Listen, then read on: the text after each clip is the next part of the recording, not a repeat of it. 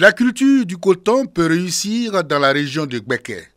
Depuis quelques années, Fatoumata Traoré, cadre de Brobo, s'est lancé dans la culture du coton avec à son actif 6 hectares.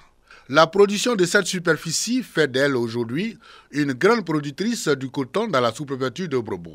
Elle exhorte les femmes et les jeunes de la localité à cette culture agricole pour leur autonomisation. La toute première activité de notre coopérative agricole, c'était d'aller vers cette coopérative scolaire de la localité où on est, à Lukro, avec leurs enseignants et créer une activité aujourd'hui de visite d'usine pour qu'à travers ces enfants qui sont au CM1, au CM2, qu'ils puissent connaître c'est quoi le coton, qu'ils puissent en parler à leur maman pour qu'elles soient sensibilisées, elles aussi se mettent en groupe, en coopérative et pourquoi pas faire quelques parcelles. C'est ça l'autonomisation de la femme. Pour partager son expérience à la coopérative de l'école primaire de la localité, elle a initié à travers sa coopérative une visite guidée dans les champs et l'usine d'égrenage pour permettre aux membres de la coopérative et aux écoliers de découvrir le processus d'égrenage de la production cotonnière dans la région. Le coton va passer maintenant à l'égrenage qui consistera à séparer les fibres de la graine de coton.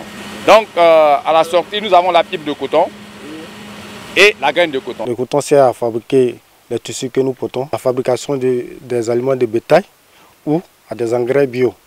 Depuis 3 ans et avec l'avènement de la coopérative Cocan Pab, la récolte annuelle du coton dans la localité de Brobo est estimée à environ 1000 tonnes. Kakou-Broukro, localité de 3000 âmes, département d'Ateguakro. Village doté d'un centre de santé grâce au district autonome de Yamoussoukro.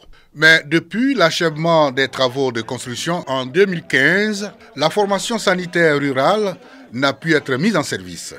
Les logements pour l'infirmier et la sage-femme constituant un impératif à son fonctionnement, le maire de la commune d'Ateguakro vient de répondre à la préoccupation. 2 villas neuves, réalisées à hauteur de 50 millions de francs CFA, mises à la disposition des agents de santé affectés au centre de santé du dit village pour se loger décemment en vue d'effectuer irréprochablement leur mission. La remise officielle des clés, une occasion de retrouvailles et de partage de joie.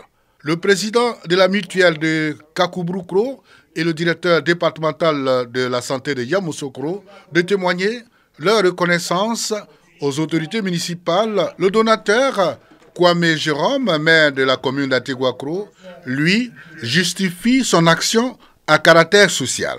La joie de l'avoir, après 1000 efforts, se trouve aussitôt et généralement engloutie dans la tristesse de disposer d'un toit pour se loger à l'issue de l'affectation, surtout pour les jeunes fonctionnaires. C'est pourquoi j'avais pris la résolution à la hauteur de mes possibilités d'aider à la mise en place de l'administration publique, notamment des structures d'encadrement des proximités de l'État par la mise à disposition de logements à usage de bureaux et d'habitation. La représentante du préfet du département d'Ateguakro de prendre la parole pour des conseils en vue de l'utilisation à bon escient de ces 2 bâtiments. La cellule civilo-militaire du département du Bouaké face aux leaders d'opinion. La cellule dresse le bilan de ses activités au titre de l'année 2021. À tour de rôle, les responsables locaux de l'armée, de la police et la gendarmerie nationale présentent les résultats de leurs activités dans le cadre de cette cellule. Les responsables des forces de défense et de sécurité relèvent l'étroite collaboration avec la population. Collaboration qui facilite la mission des FDS. Mission qui consiste à la protection des personnes et de leurs biens, la libre circulation. Si au niveau sécuritaire des efforts sont à noter, ce n'est pas le cas pour les services routiers à Bouaké. Nous pouvons dire que les stratégies mises en place nous permettront de dire que Bouaké est une ville sûre en sécurité, sûre en paix et sûre dans la cohésion.